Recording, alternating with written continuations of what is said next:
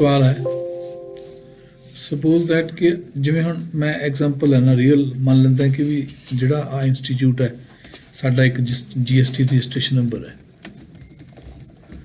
साडा जिहड़ा GST registration number है कोई मैं वैसे ही मान लेना 03AF BPK 0565Q 1ZD ये आवर रजिस्ट्रेशन नंबर है तो इस इंस्टीट्यूट दे विच आपां इंटरनेट का बिल पे किया बिल ऑफ इंटरनेट पे टू कनैक्ट कंपनी किन्ने रुपए बिल पे किया हैगा आ 840 रुपये एक मिनट 1180 रुपये ये की है इनकलूडिंग GST @ 18%। हुण जिवें ये पे किया पे किवें कीता है पेड बाय यूजिंग Paytm के थ्रू पे किया है from our bank Yes Bank के विचों अमाउंट मैं डिडक्ट करवाई है जो Paytm करते हैं तो फिर बैंक चो पैसे घटने हैं बैंक यस बैंक चो पैसे घट गए तो ये जी ट्रांजैक्शन है ये एंट्री है ये किमें पऊगी ये डैबिट क्रेडिट की पाऊगा ਇਹਦਾ ਵਾਚਰ ਕੀ ਬਣੂਗਾ ਇਹਦੀ ਐਂਟਰੀ ਕੀ ਬਣੂਗੀ ਕੋਈ ਦੱਸੂਗਾ ਨਾ ਤੁਹਾਡੇ ਚੋਂ ਨਾ ਦੱਸੋ ਤਾਂ ਇਹਦੀ ਐਂਟਰੀ ਕਿਵੇਂ ਪਾਈਏ ਆਪਾਂ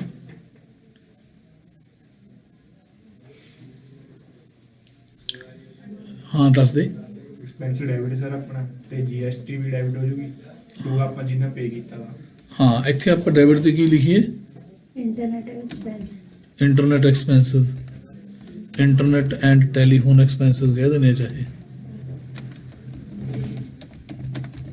कितने रुपए इतने आउणगे GST माइनस हाँ इतने फिर अमाउंट कितनी आऊगी GST कटांगे पहले फिर ਆਪਾਂ ਦੀ ਕੱਢ ਲੈ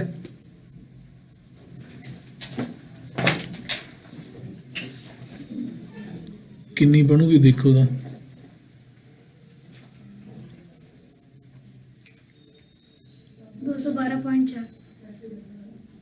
212.4 आया बाकियां तो भी नहीं आया कि डिफरेंट है 1180 का 18%। नहीं सर 1000 आया इथे 1000 आऊगा नहीं सर 960.6 ਆਊਗਾ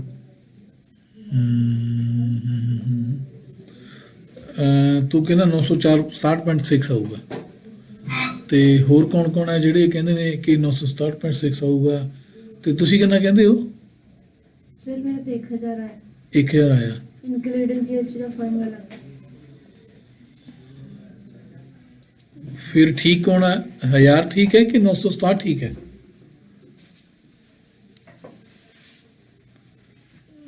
मैंने नहीं पता मैं ताही पूछ रहे हैं कि कौन ठीक है सर वो 1180 रुपये है 1180 रुपये टोटल आप बिल पे किया है इनकलूडिंग GST 18%। सर देखिए ठीक है यू आर राइट भाई तुसी जिहड़ा बाकी तुसी दस्या ही कुछ नहीं हैगा आपने क्या कहा कुछ बताया आपने पता नहीं है 1000 आएगा कंफर्म है फिर आपने बोला क्यों नहीं है हैं डर लगता सी क्या ये नीचे है ये ऊपर है भाई 1000 आऊगा नीचे ये ऊपर किवें होगा तुसी हुण सोची लो अपने आप 1000 हो गया एक्सपेंसेस खर्चा होया sir CGST input 500 CGST input कितना होगा 500 गलत नहीं है कि 500 रुपये फिर डिवाइडेड बाय 2 कितना तो 500 है ना भाई 500 तो तुसी गलत कह गए हो CGST इनपुट अकाउंट 500 कितना आ गया 90 ਆਊਗਾ ਜੀ हाँ 90 आना चाहिए यार 18% टैक्स है ना 1000 के उत्ते ठीक है 90 आ गया ना 180 डिवाइडेड बाय 2 हाँ ते एक SGST इनपुट मतलब 90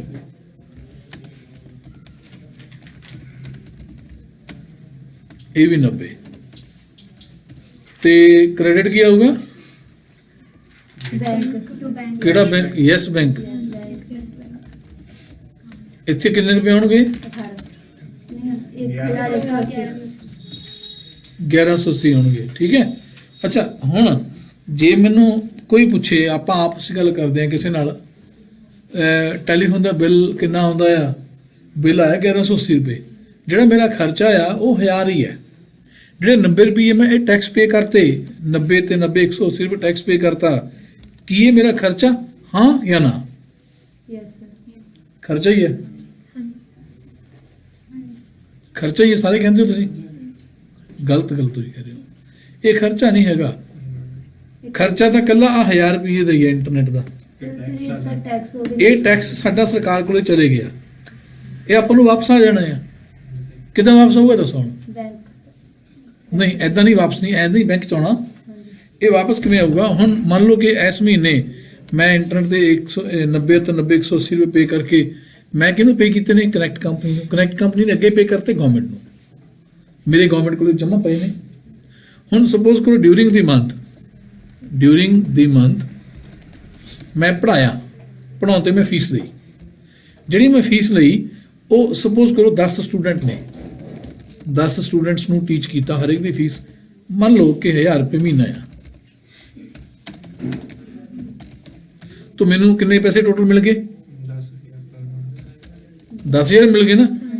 ਤੇ ਇਹਦੇ ਤੇ GST ਵੀ ਲੱਗੂਗਾ 18%, 9%। ਹੁਣ 9% ਜਿਹੜਾ CGST ਲੱਗਣਾ ਉਹ ਬਣ ਜਾਣਾ ਕਿੰਨਾ? 900। 10 ਤੇ 9% ਇੱਕ ਹੋਰ ਲੱਗੂਗਾ SGST, ਉਹ ਵੀ 900 ਬਣ ਜਾਣਾ ਆ। ਠੀਕ। ਹੁਣ ਮੈਂ ਸਟੂਡੈਂਟਸ ਤੋਂ ਜਿਹੜੀ ਫੀਸ ਲੈਣੀ ਹੈ ਨਾ, ਜੇ ਮੇਰੀ 1000 ਰੁਪਏ ਮਹੀਨਾ ਫੀਸ ਰੱਖੀ ਹੋਈ ਆ ਤਾਂ ਮੈਂ ਸਟੂਡੈਂਟਸ ਤੋਂ 1000 ਨਹੀਂ ਲੈਣੀ ਹੈਗੀ। ਮੈਂ ਸਟੂਡੈਂਟ ਤੋਂ ਕਿੰਨੀ ਲਊਂਗਾ? 1000 ਪਲੱਸ GST। 1000 ਦੇ ਉੱਪਰ GST ਕਿੰਨਾ ਲੱਗੂਗਾ? सर कितना परसेंट? 9% CGST, 9% SGST। 90 ਲੱਗੂਗੀ। 90 90 180 ਬਣ ਜਾਣੇ ਨਾ। ਤਾਂ ਹਰ ਸਟੂਡੈਂਟ ਨੂੰ ਮੈਂ ਕਹੂੰਗਾ ਵੀ 1180 ਰੁਪਏ ਪੇ ਕਰੋ। ਉਹ ਚੋਂ 1000 ਤਾਂ ਮੇਰੇ ਹੋ ਗਏ। ਜਿਹੜੇ 90 ਤੇ 90 ਫालतू ਮੈਂ ਸਟੂਡੈਂਟਸ ਤੋਂ ਲਏ ਨੇ, ਤੁਹਾਡੇ ਤੋਂ ਲਏ ਨੇ, ਉਹ ਤੁਸੀਂ ਟੈਕਸ ਪੇ ਕੀਤਾ, ਉਹ ਮੈਨੂੰ ਨਹੀਂ ਪੇ ਕੀਤਾ, ਉਹ ਤੁਸੀਂ ਗਵਰਨਮੈਂਟ ਨੂੰ ਪੇ ਕਰਨਾ ਹੈ, ਬਟ ਮੇਰੇ ਥਰੂ ਜਾਣਾ ਹੈ ਗਵਰਨਮੈਂਟ ਨੂੰ। ਹੁਣ ਮੈਂ ਸਟੂਡੈਂਟਸ ਦੀ ਜਿਹੜੀ ਫੀਸ ਹੈ ਉਹਦੀ ਟੋਟਲ ਕਲੈਕਸ਼ਨ ਕੀਤੀ ਹੈ 11,800 ਰੁਪਏ, ਹੈ ਨਾ। ਹੁਣ ਜਿਹੜਾ 11,800 ਰੁਪਏ ਟੋਟਲ ਮੇਰਾ ਬਣ ਗਿਆ, ਮੇਰੇ ਕੋਲ ਟੋਟਲ ਬਣ ਗਿਆ ਇੰਨਾ, ਇਸ ਤਰ੍ਹਾਂ ਟੋਟਲ ਬਣ ਗਿਆ ਨਾ। ਇਹਦੇ ਵਿੱਚੋਂ 10,000 ਤਾਂ ਮੇਰੀ ਇਨਕਮ ਹੈ, ਮੈਂ ਪੜ੍ਹਾਇਆ ਤੇ ਮੈਨੂੰ ਦੀ ਇਨਕਮ ਹੋਈ ਹੈ। ਜਿਹੜੇ ਇਹ 900 ਟੈਕਸ ਦੇ ਰੂਪ ਚ ਤੁਹਾਡੇ ਤੋਂ ਮੈਂ ਲੈ ਲਏ, ਇਹ ਮੈਂ ਲੈ ਕੇ ਆਪਣੇ ਕੋਲ ਰੱਖੂੰਗਾ ਗਿਆ, ਗਵਰਨਮੈਂਟ ਇਹ ਮੈਂ ਜਮ੍ਹਾਂ ਕਰਾਉਂਗਾ ਨਾ। ਹੁਣ ਇਸ ਮਹੀਨੇ ਦਾ ਮੈਂ ਹਿਸਾਬ ਦਊਂਗਾ। ਮੰਨ ਲਓ ਮਹੀਨਾ ਬੀਤ ਗਿਆ, ਇਸ ਮਹੀਨੇ ਵਿੱਚ ਸਾਰਾ ਕੁਝ ਇਹੀ ਹੋਇਆ ਵੀ ਇੰਨੇ ਦਾ ਮੈਂ ਇੰਟਰਨੈਟ ਲਵਾਇਆ ਹੋਇਆ, ਇੰਟਰਨੈਟ ਦਾ ਬਿੱਲ ਪੇ ਕੀਤਾ ਇਸ ਮਹੀਨੇ, ਤੇ ਉਹ ਨਾਲੇ ਮੈਂ ਤੁਹਾਨੂੰ ਪੜ੍ਹਾਇਆ ਤਾਂ ਥੋੜੀ ਫੀਸ ਆ ਗਈ। ਮੇਰੇ ਕੋਲ ਫੀਸ ਟੋਟਲ ਆਈ ਹੈ 11,800 ਰੁਪਏ। ਉਹਦੇ ਵਿੱਚੋਂ ਮੇਰੀ ਇਨਕਮ 11,800 ਨਹੀਂ ਹੈ, ਮੇਰੀ ਇਨਕਮ ਹੈ 10,000। 1000 ਰੁਪਏ ਮਹੀਨਾ ਫੀਸ, 10 ਬੱਚੇ ਪੜ੍ਹਾਏ, ਮੈਨੂੰ 10,000 ਮਿਲ ਗਿਆ। ਪਰ ਮੇਰੇ ਕੋਲ ਕਲੈਕਸ਼ਨ ਹੋਈ ਹੈ 11,800। ਜਿਹੜਾ 1,800 ਜਿਹੜਾ ਉੱਪਰ ਹੋਰ ਹੈ 1,800 ਰੁਪਈਆ, ਉਹ ਮੇਰੀ ਇਨਕਮ ਨਹੀਂ ਹੈ। ਉਹ ਕਿਹਦੀ ਇਨਕਮ ਹੈ? सरकार ਗਵਰਨਮੈਂਟ ਦੀ। ਹੁਣ ਮੈਂ ਗਵਰਨਮੈਂਟ ਨੂੰ ਪੇ ਕਰੂੰਗਾ ਜਦੋਂ ਮੰਥ ਬੀਤ ਜਾਂਦਾ ਨਾ। ਜਿਵੇਂ ਮੰਨ ਲਓ ਕਿ ਦਸੰਬਰ ਲੰਘ ਗਿਆ, ਜਨਵਰੀ ਆ ਗਿਆ, ਜਾਂ ਜਨਵਰੀ ਲੰਘ ਗਿਆ, ਫਰਵਰੀ ਆ ਗਿਆ, ਜਿਹੜਾ ਵੀ ਮੰਥ ਪਿੱਛੇ ਬੀਤਦਾ ਹੈ, ਜਿਵੇਂ ਹੁਣ ਅੱਜ 19 ਫਰਵਰੀ ਹੈ, ਤੋ ਜਨਵਰੀ ਮਹੀਨੇ 'ਚ ਜੋ ਵੀ ਕੰਮ ਹੋਇਆ ਉਹਦੀ ਜਿਹੜੀ ਰਿਟਰਨ ਹੈ, ਟੈਕਸ ਪੇਮੈਂਟ ਦੀ ਲਾਸਟ ਡੇਟ ਗਵਰਨਮੈਂਟ ਨੇ ਨਿਰਧਾਰਿਤ ਕੀਤੀ ਹੋਈ ਆ, ਉਹ ਹੈਗੀ ਆ 20 ਫੈਬਰਰੀ। ਹੁਣ 20 ਫਰਵਰੀ ਕੱਲ੍ਹ ਹੈ। ਸਾਰਾ ਜਿੰਨੇ ਵੀ ਅਕਾਊਂਟੈਂਟ ਨੇ, ਜਿੰਨੇ ਵੀ ਦੁਕਾਨਦਾਰਾਂ ਨੇ ਟੈਕਸ ਭਰਨਾ, ਉਹਨਾਂ ਨੂੰ ਸਭ ਨੂੰ ਪਤਾ ਹੈ ਕਿ 20 ਫਰਵਰੀ ਲਾਸਟ ਡੇਟ ਹੈ। ਕਈਆਂ ਦਾ ਭਰਤਾ ਹੋਣਾ ਆ, ਉਡੀਕ ਨਹੀਂ ਕਰਦੇ, 20 ਤੋਂ ਪਹਿਲਾਂ ਹੀ ਭਰ ਦਿਓ, ਕੀ ਪਤਾ ਕੱਲ੍ਹ ਇਲੈਕਸ਼ਨਾਂ 'ਚ ਟਾਈਮ ਨਾ ਲੱਗੇ। ਤੇ ਕਈਆਂ ਨੇ ਅੱਜ ਭਰ ਦੇਣਾ ਹੈ, ਤੇ ਕਈਆਂ ਨੇ ਜੇ ਰਹਿ ਵੀ ਗਏ ਤਾਂ ਕੱਲ੍ਹ ਨੂੰ ਭਰਨਗੇ, ਜੇ ਕੱਲ੍ਹ ਨੂੰ ਨਾ ਭਰਨਗੇ ਤਾਂ ਪਰਸੋਂ ਨੂੰ ਪੈਨਲਟੀ ਜਾਂ ਲੇਟ ਫੀਸ ਪੈਣੀ ਹੈ। ਟੈਕਸ ਵੀ ਭਰਨਾ ਪਊਗਾ, ਇੰਟਰਸਟ ਵੀ ਭਰਨਾ ਪਊਗਾ, ਲੇਟ ਫੀਸ ਵੀ ਭਰਨੀ ਪਊਗੀ। ਤੇ ਹੁਣ ਜਿਹੜਾ ਆਪਾਂ ਪੇ ਕਰਨਾ ਹੈ 900 ਰੁਪਏ ਆਪਣੇ ਕੋਲੇ ਕਲੈਕਸ਼ਨ ਹੋ ਗਈ। ਇਹ ਮੇਰੇ ਕੋਲੇ ਐ ਮੰਨ ਲਓ ਵੀ ਅਮਾਨਤ ਪਈ ਹੈ, ਤੁਹਾਡੇ ਤੋਂ ਮੈਂ ਕਲੈਕਟ ਕਰ ਲਏ, ਮੇਰੇ ਕੋਲੇ ਆ ਗਏ। ਉਹ ਮੇਰੀ ਇਨਕਮ ਨਹੀਂ ਹੈ, ਉਹ ਮੇਰੇ ਕੋਲੇ ਅਮਾਨਤ ਪਈ ਹੈ, ਸਰਕਾਰ ਨੂੰ ਦੇਣੇ ਆ। ਸਰਕਾਰ ਨੂੰ ਦੇਣ ਲੱਗਿਆ ਮੈਂ ਕੀ ਕਰੂੰਗਾ? ਮੈਂ ਕਹੂੰਗਾ 900 ਰੁਪਏ ਮੇਰੇ ਕੋਲ ਆਏ ਨੇ, ਇਹ ਚੋਂ ਮੈਂ 90 ਰੁਪਏ ਮੈਂ ਕੱਟ ਲੈਣੇ ਆਪਣੇ, ਜਿਹੜੇ ਪਹਿਲਾਂ ਜਿਹੜਾ ਮੈਂ ਟੈਕਸ, ਜਿਹੜਾ ਮੈਂ CGST ਪੇ ਕੀਤਾ ਸੀ ਕਨੈਕਟ ਨੂੰ, ਇੰਟਰਨੈਟ ਦਾ ਕਨੈਕਸ਼ਨ ਦਾ ਬਿੱਲ ਪੇ ਕੀਤਾ ਆ 90 ਰੁਪਏ ਮੇਰੇ ਜਿਹੜੇ ਟੈਕਸ ਦੇ ਰੂਪ ਚ ਸਰਕਾਰ ਕੋਲੇ ਗਏ ਹੋਏ ਨੇ ਉਹ ਮੈਂ ਘਟਾ ਲੈਣੇ ਆ। ਤਾਂ ਹੁਣ ਮੈਂ ਪੇ ਕਿੰਨੇ ਕਰੂੰਗਾ? ਮੈਂ ਕਰੂੰਗਾ ਟੂ ਪੇ। ਮੈਂ ਕਿੰਨੇ ਪੇ ਕਰੂੰਗਾ? ਜਿਹੜਾ ਤਾਂ CGST ਹੈ ਉਹ ਮੈਂ ਪੇ ਕਰੂੰਗਾ 900 ਮਾਈਨਸ 90 810 ਰੁਪਏ। ਇਸ ਤਰ੍ਹਾਂ ਹੀ ਜਿਹੜਾ SGST ਉਹ ਵੀ ਇੰਨਾ ਹੀ ਹੈ। SGST ਵੀ ਮੈਂ ਇੰਨਾ ਹੀ ਪੇ ਕਰੂੰਗਾ। ਕਿੰਨਾ? ਜਿੰਨਾ ਮੈਂ ਹੁਣ ਕੱਢ ਰਿਹਾ ਵੀ 900 ਮੈਂ ਦੇਣੇ ਆ, 90 ਰੁਪਏ ਮੇਰੇ ਪਹਿਲਾਂ ਗਏ ਹੋਏ ਨੇ, 810 रुपये बाकी बच गए। ये मैं पे करूँगा 1620 रुपये। हाँ 1620 रुपये का मैं पेमेंट कर दूंगा। तो जो 90 रुपये पहला मैं ਦਿੱਤੇ ਸੀਗੇ ਸਮਝ ਲਓ ਮੈਨੂੰ ਵਾਪਸ ਆ ਗਏ ਨਾ। ਅਗਰ ਮੈਂ ਉਹ ਨਾ ਦਿੱਤੇ ਹੁੰਦੇ ਫਿਰ ਮੈਂ ਪੂਰੇ 900 ਹੀ ਦੇਣੇ ਸੀਗੇ। तो ਹੁਣ ਜਿਹੜਾ ਮੇਰਾ ਖਰਚਾ ਆ ਤਾਂ ਹੀ ਮੈਂ ਪੁੱਛਿਆ ਸੀਗਾ ਉੱਪਰ ਵੀ ਜਿਹੜੀ ਉਹ ਇੰਟਰਨੈਟ ਐਂਡ ਟੈਲੀਫੋਨ ਐਕਸਪੈਂਸਸ ਦੀ ਜਿਹੜੀ ਅਮਾਉਂਟ ਹੈ ਮੈਂ ਬਿੱਲ 1180 ਪੇ ਕੀਤਾ, ਲੇਕਿਨ ਜਿਹੜੇ 180 ਉੱਪਰ ਮੈਂ ਪੇ ਕੀਤੇ ਨੇ ਟੈਕਸ ਦੇ ਰੂਪ ਚ ਉਹ ਮੈਂ ਹੁਣ ਵਾਪਸ ਲੈ ਲਏ। ਸਰਕਾਰ ਕੋਲੇ ਉਹ 90 ਰੁਪਏ ਗਏ ਤਾਂ ਸੀ, ਲੇਕਿਨ ਹੁਣ ਉਹਨੇ ਮੈਂ ਕਟਾ ਕੇ ਬਾਕੀ ਦਿੱਤੇ।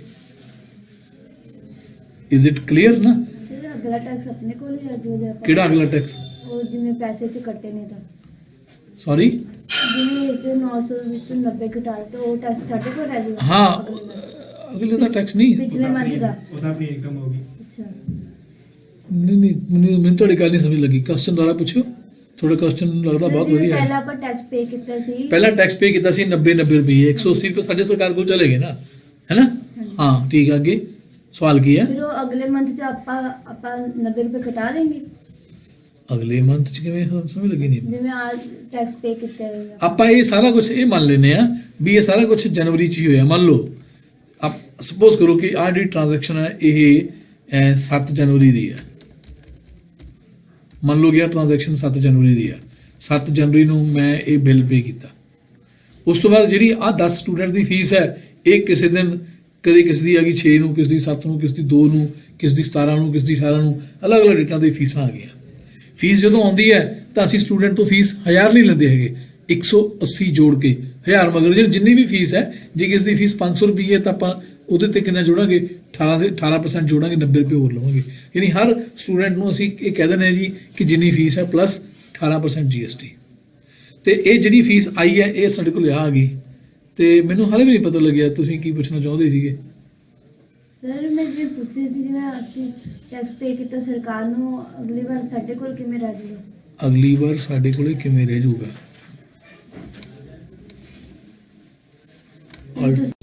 ਇਹ ਐਂਟਰੀ ਆਪਾਂ ਕਰਾਂਗੇ ਡੈਬਿਟ ਫੀ ਇਨਕਮ ਨੂੰ।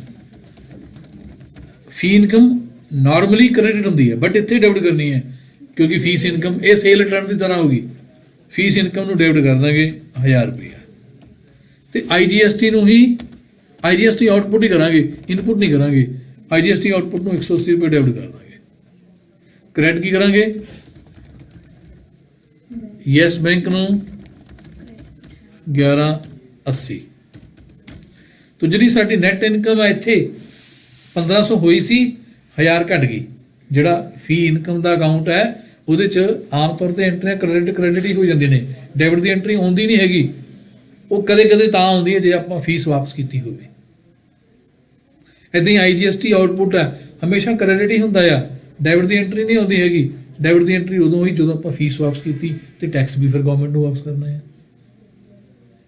ਇਹ ਐਂਟਰੀ ਇਦਾਂ ਪਊਗੀ, ਡੈਬਿਟ ਫੀ ਇਨਕਮ ਨਾਲੇ IGST output, credit yes bank. ਇੱਕ ਗੱਲ ਹੋਰ, ਜਿਹੜਾ ਆ CGST ਹੈ 90 ਰੁਪਏ, ਇਹਦੇ ਤੇ ਮੈਂ ਲਿਖਤਾ ਨਾ CGST input, SGST input. Input ਦਾ ਮਤਲਬ ਕਿ ਮੈਂ ਸਰਕਾਰ ਨੂੰ ਦੇਤੇ, ਸਰਕਾਰ ਤੋਂ ਲੈਣੇ ਹੋ ਗਏ, ਸਰਕਾਰ ਤੋਂ ਮੈਂ ਐਡਵਾਂਸ ਟੈਕਸ ਜਮ੍ਹਾਂ ਕਰਾਤਾ। ਤੇ ਜਿਹੜਾ ਆ 900 ਰੁਪਏ ਟੈਕਸ ਹੈ ਇਹਨੂੰ ਆਪਾਂ ਕੀ ਕਹਿੰਦੇ ਹੁੰਦੇ ਆ? CGST output. ਆਹ SGST ਆਊਟਪੁੱਟ है ना? तो आउटपुट मीन्स मैं देने आ, इनपुट मीन्स मैं लेने आ। जिस तरह मैं एक एग्जांपल होर लेना इदां दी होई, मान लेने आ तुहाडा रोहिणी है ना, रोहिणी दे वो सपोज करो रोहिणी ने इत्थे साडे कोले कोई काम भी कीता, मैं इहनूं कोई डाटा एंट्री दा वर्क देता, रोहिणी आ मेरे बिल एंटर कर दे, मैं तैनूं ਇਹਦੀ पेमेंट करूँगा। ਇਹਨੇ ਹਰ ਰੋਜ਼ ਘੰਟਾ ਘੰਟਾ ਲਾਇਆ, 2-2 ਘੰਟੇ ਲਗਾਏ, ਇਹਦੀ ਜਿਹੜੀ ਪੇਮੈਂਟ ਆ ਉਹ ਮੇਰੇ ਕੋਲ ਬਣ ਗਈ ਹੈ। ਇਹਨੂੰ ਮੈਂ ਦੇਣੇ ਆ 700 ਰੁਪਏ। ਜੋ ਇਹਨੇ ਕੰਮ ਰੋਹਿਣੀ ਨੇ ਕੀਤਾ ਉਹਦੀ ਪੇਮੈਂਟ 700 ਰੁਪਏ ਮੈਂ ਇਹਦੀ ਦੇਣੀ ਹੈ। ਤੇ ਰੋਹਿਣੀ ਇੱਥੋਂ ਸਿੱਖਦੀ ਵੀ ਹੈ। ਇਹਨੂੰ ਫੀਸ ਮੈਂ कहता ਜੀ ਇਹਦੀ ਫੀਸ ਮੰਨ ਲਓ 1000 ਪਲੱਸ GST ਹੈ, ਇਹਦੀ ਫੀਸ 180 ਪਲੱਸ 1000 1180 ਰੁਪਏ ਫੀਸ ਹੈ। ਹੁਣ ਜਦੋਂ ਇਹਦਾ ਮੰਥ ਇੱਕ ਖਤਮ ਹੋ ਗਿਆ, ਦੂਜਾ ਮੰਥ ਸਟਾਰਟ ਹੋਇਆ, ਤਾਂ ਰੋਹਿਣੀ ਨੂੰ ਮੈਂ ਕਹੂੰਗਾ ਨਾ ਮੈਨੂੰ ਫੀਸ ਪੇ ਕਰ। ਰੋਹਿਣੀ ਕਹੂਗੀ ਜਿਹੜੇ ਮੇਰੇ ਪੈਸੇ ਨੇ ਉਹ 'ਚ ਕੱਟ, ਉਹ ਵੀ ਮੈਨੂੰ ਦੇ ਦਿਓ। 700 ਰੁਪਏ ਮੈਂ ਰੋਹਿਣੀ ਨੇ ਦੇਣੇ ਆ। 700 ਰੁਪਏ ਮੈਂ ਰੋਹਿਣੀ ਤੋਂ ਕੰਮ ਲੈ ਲਿਆ, ਦੇਣੇ ਆ ਨੂੰ। ਹੁਣ ਇਹਦੀ ਜਿਹੜੀ 1180 ਰੁਪਏ ਫੀਸ ਬਣਦੀ ਹੈ ਅਗਲੇ ਮਹੀਨੇ ਦੀ, ਜਾਂ ਜਿਹੜੀ ਫੀਸ ਬਣਦੀ ਹੈ, ਹੁਣ ਮੈਂ ਉਹਨੂੰ ਇਹ ਤਾਂ ਨਹੀਂ ਕਹੂੰਗਾ ਨਾ ਵੀ ਉਹ ਮੈਨੂੰ ਮੇਰੇ ਤੋਂ ਬਾਅਦ 'ਚ ਲੈ ਲਈ ਤੇ 1180 ਪਹਿਲਾਂ ਮੈਨੂੰ ਹੁਣ ਦੇ। ਮੈਂ ਕੀ ਕਰੂੰਗਾ, ਮੈਂ ਕਹੂੰਗਾ 1180 ਬਣਦੇ ਆ, 700 ਤੁਹਾਡੇ ਉਹ ਕੱਟ ਲੈਣੇ ਆ, ਬਾਕੀ ਕਿੰਨੇ ਬਚੇ 480। ਮੈਂ ਰੋਹਿਣੀ ਨੂੰ ਕਹੂੰਗਾ ਤੂੰ ਮੈਨੂੰ ਐ ਕਰਕੇ 480 ਮੈਨੂੰ ਪੇ ਕਰ ਦੇ। ਐਵੇਂ ਬਣੂਗਾ ਨਾ। ਹੁਣ ਉਹਦੀ ਐਂਟਰੀ ਕਿਵੇਂ ਬਣਾਓਗੇ, ਆਪਾਂ ਹੇਠਾਂ ਬਣਾਉਂਦੇ ਆ। ਉਹਦੀ ਐਂਟਰੀ ਕਿੱਦਾਂ ਬਣਾਈਏ। ਰੋਹਿਣੀ ਨੇ ਮੇਰੇ ਕੋਲੇ ਕੰਮ ਕੀਤਾ, ਉਹਦੇ ਮੈਂ 700 ਰੁਪਏ ਦੇਣੇ ਆ, ਤਾਂ ਜਿਹੜਾ ਰੋਹਿਣੀ ਦਾ ਖਾਤਾ ਆ ਉਹ ਕਿੱਦਾਂ ਬਣੂਗਾ। ਮੈਂ ਐਕਸਲ ਖੋਲਦਾ, ਐਕਸਲ ਦੇ ਵਿੱਚ ਆਪਾਂ ਖਾਤਾ ਬਣਾਉਂਦੇ ਰੋਹਿਣੀ ਦਾ। ਲੈਜ਼ਰ ਜਿਵੇਂ ਹੁੰਦੀ ਨਾ ਉਵੇਂ ਆਪਾਂ ਬਣਾ ਕੇ ਐਕਸਲ ਦੇ ਵਿੱਚ ਇਹਨੂੰ ਬਣਾਉਣਾ ਸਿੱਖਦੇ ਆ। ਤੁਹਾਡੇ ਤੋਂ ਪੁੱਛਦੇ ਆ, ਸਿੱਖਣਾ ਤਾਂ ਕੀ ਹੈ, ਤੁਸੀਂ ਸਿੱਖ ਤਾਂ ਚੁੱਕੇ ਹੀ ਹੋ, ਤੁਹਾਡੀ ਪ੍ਰੈਕਟਿਸ ਵਾਸਤੇ ਤੁਹਾਨੂੰ ਤੁਹਾਡੇ ਤੋਂ ਸਿੱਖਦੇ ਆ, ਪੁੱਛਦੇ ਆ। ਮੰਨ ਲਓ ਕਿ ਇਹ ਲੈਜ਼ਰ ਹੈ, ਇਹ 'ਚ ਅਕਾਊਂਟ ਕਿਹਦਾ ਹੈ, ਅਕਾਊਂਟ ਆਫ ਰੋਹਿਣੀ ਹੈ। ਇੱਥੇ ਲੈਜਰ 'ਚ ਹੁੰਦਾ ਨਾ ਕਾਲਮ ਡੇਟ, ਪਾਰਟੀਕੂਲਰਸ, ਡੈਬਿਟ, ਕ੍ਰੈਡਿਟ ਤੇ ਬੈਲੈਂਸ। ਹੁਣ ਰੋਹਿਣੀ ਦਾ ਖਾਤਾ ਆਪਾਂ ਇੱਥੇ ਬਣਾਉਂਦੇ ਆ। ਮੰਨ ਲਓ 1 ਫਰਵਰੀ ਦੀ ਗੱਲ ਹੈ, 1 ਫੈਬਰਵਰੀ 2022 ਦੀ ਗੱਲ ਹੈ। ਰੋਹਿਣੀ ਤੋਂ ਫੀਸ ਲੈਣੀ ਹੈ, ਆਪਾਂ ਇਹਨੂੰ ਬਿੱਲ ਕੱਟਦਾ, ਯਾਨੀ ਇੱਕ ਆਪਾਂ ਇਹਦਾ ਜਿਹੜੀ ਐ ਕਹ ਲਓ ਵੀ ਇਹਨੇ ਐਡਮਿਸ਼ਨ ਲਈ ਜਾਂ ਇਹਦੀ ਫੀਸ ਬਣ ਗਈ 1 ਫਰਵਰੀ ਨੂੰ ਇਹਦੀ ਫੀਸ ਬਣਦੀ ਹੈ। ਤਾਂ ਮੈਂ ਲਿਖਤਾ ਹੁੰਦਾ ਹੈ ਜਿਹੜਾ GST ਦਾ ਸਿਸਟਮ ਹੈ ਨਾ, ਉਹਦੇ 'ਚ ਆਪਾਂ ਰੋਹਿਣੀ ਨੂੰ ਜਦੋਂ ਫੀਸ ਇਹਦਾ ਹੁੰਦੀ ਹੈ ਤਾਂ ਇਹਦਾ ਬਿੱਲ ਕੱਟਣਾ ਹੈ ਟੂ ਰੋਹਿਣੀ। ਉਹ ਬਿੱਲ ਦਾ ਨੰਬਰ ਪਾਵਾਂਗੇ। ਇਹਦੀ ਫੀਸ ਕਿਵੇਂ ਹੈ, 1000 ਰੁਪਏ ਫੀਸ ਹੈ, 90 ਰੁਪਏ GST ਸੈਂਟਰ ਦਾ, 90 ਰੁਪਏ GST ਸਟੇਟ ਦਾ, 1180 ਟੋਟਲ ਬਣ ਗਏ। ਉਸ ਬਿੱਲ ਦਾ ਨੰਬਰ ਵੀ ਹੋਊਗਾ ਕੋਈ ਨਾ ਕੋਈ। ਉਸ ਬਿੱਲ ਦਾ ਨੰਬਰ ਮੰਨ ਲਓ ਕਿ 715 ਆ, ਤਾਂ ਮੈਂ ਇੱਥੇ ਲਿਖ ਦੂੰਗਾ ਟੂ ਇਨਵਾਇਸ ਨੰਬਰ 715। ਰੋਹਿਣੀ ਦੇ ਖਾਤੇ 'ਚ ਆਪਾਂ ਨੇ 1180 ਰੁਪਏ ਇਹ ਤੋਂ ਲੈਣੇ ਲਿਖ ਲਏ। ਤੇ ਹੁਣ ਕੰਚਨ ਕੀ ਕਰੂਗੀ, ਕੰਚਨ ਨੇ ਕਹਿਣਾ ਜੀ ਰੋਹਿਣੀ ਤੁਹਾਡੀ ਫੀਸ ਡਿਊ ਹੋ ਗਈ ਹੈ, ਦੇ ਦਿਓ। ਜਿੱਦਣ ਉਹਦੀ ਫੀਸ ਡਿਊ ਹੋ ਗਈ ਉਦੋਂ ਐਂਟਰੀ ਪੈ ਗਈ, ਬਿੱਲ ਕੱਟਤਾ, ਉਹਦੀ ਐਂਟਰੀ ਪੈ ਗਈ। ਹੁਣ ਰੋਹਿਣੀ ਨੂੰ ਅਸੀਂ ਕਹਿਣਾ ਸ਼ੁਰੂ ਕਰਤਾ ਕਿ ਰੋਹਿਣੀ ਫੀਸ ਪੇ ਕਰਦੇ ਆਪਣੀ। ਤੇ ਰੋਹਿਣੀ ਨੇ ਪਹਿਲਾਂ ਪਿਛਲੇ ਮਹੀਨੇ ਜਾਂ ਇਸ ਮਹੀਨੇ ਦਾ ਉਹਦਾ ਕੰਮ ਆਲਰੇਡੀ ਹੋ ਚੁੱਕਿਆ, ਉਦੋਂ ਉਹਦੇ ਅਸੀਂ 700 ਰੁਪਏ ਦੇਣੇ ਆ। ਤੇ 700 ਰੁਪਏ ਦੇਣੇ ਆ। ਰੋਹਿਣੀ ਨੂੰ ਵੀ ਪਤਾ ਹੈ ਕਿ ਮੈਂ ਕੰਮ ਕੀਤਾ ਤੇ ਇਹਦੇ ਮੈਂ 700 ਰੁਪਏ ਮੇਰੇ ਬਣ ਗਏ। ਹੁਣ 700 ਰੁਪਏ ਦੀ ਜਿਹੜੀ ਐਂਟਰੀ ਹੈ ਉਹ ਰੋਹਿਣੀ ਦੀ ਆਪਾਂ ਕੰਪਿਊਟਰ 'ਚ ਇੱਥੇ ਪਾਉਣੀ ਹੈ, ਯਾਨੀ ਕਿ ਆਪਣੀ ਕਿਤਾਬਾਂ 'ਚ ਪਾਉਣੀ ਹੈ।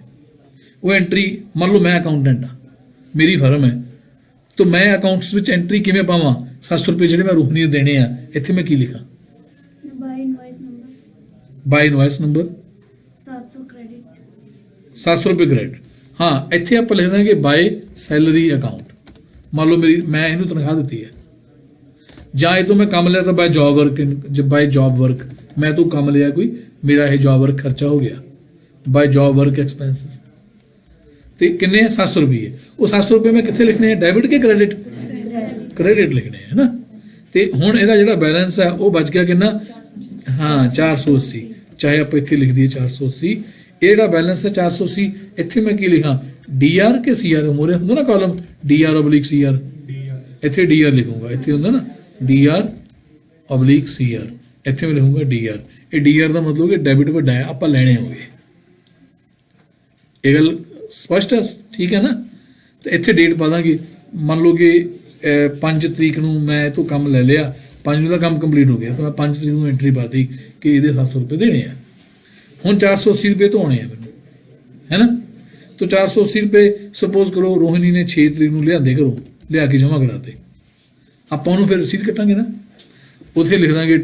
ਇੱਥੇ ਆਪਾਂ ਕੀ ਲਿਖੀਏ, ਜਿਹੜੇ 480 ਰੁਪਏ ਆਏ ਨੇ ਉਹਦੀ ਰਸੀਦ ਨੰਬਰ ਹੈਗਾ ਸਪੋਜ਼ ਕਰੋ 742 ਨੰਬਰ ਰਸੀਦ ਹੈ। तो 742 नंबर रसीद के द्वारा मैनू रोहिणी तो पैसे मिल गए 480, तब मैं एंट्री थे की पावा? टू बिल नंबर 742 और डेबिट में 480। डेबिट में नहीं, 400 से क्रेडिट यहाँ फिर बाय लिख देना, by receipt number by receive जितना भी होगा, मान लो 742 है तो 480 हम कहाँ लिखेंगे? डेबिट या क्रेडिट? Credit credit. तो ਇਹਦਾ खाता हो जाऊगा नील। उत्तर के पैसे क्लीयर है ना। ਹੁਣ ਜਿਹੜੀਆਂ ਆ ਤਿੰਨੇ ਐਂਟਰੀਆਂ ਨੇ, ਆ ਇੱਕ ਐਂਟਰੀ ਹੈ, ਆ ਦੂਜੀ ਹੈ, ਆ ਤੀਜੀ ਹੈ, ਇਹਨਾਂ ਤਿੰਨਾਂ ਦੇ ਵਾਚਰ ਬਣਾਓ। ਮਤਲਬ ਇਹਦਾ ਵਾਚਰ ਕੀ ਬਣੂਗਾ? ਆਪਾਂ ਕੀ ਕਰਾਂਗੇ? ਡੈਬਿਟ, ਕੀ ਕਰਾਂਗੇ? ਕ੍ਰੈਡਿਟ।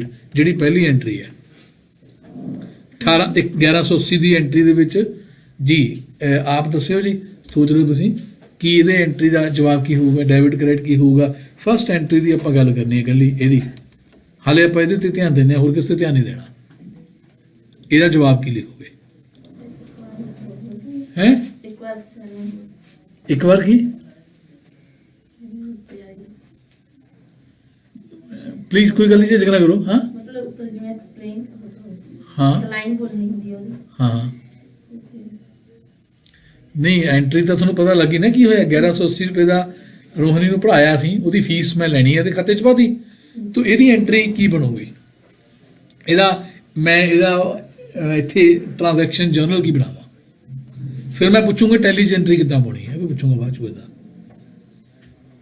ਇਹ ਐਂਟਰੀ ਕਿੱਦਾਂ ਪਊਗੀ।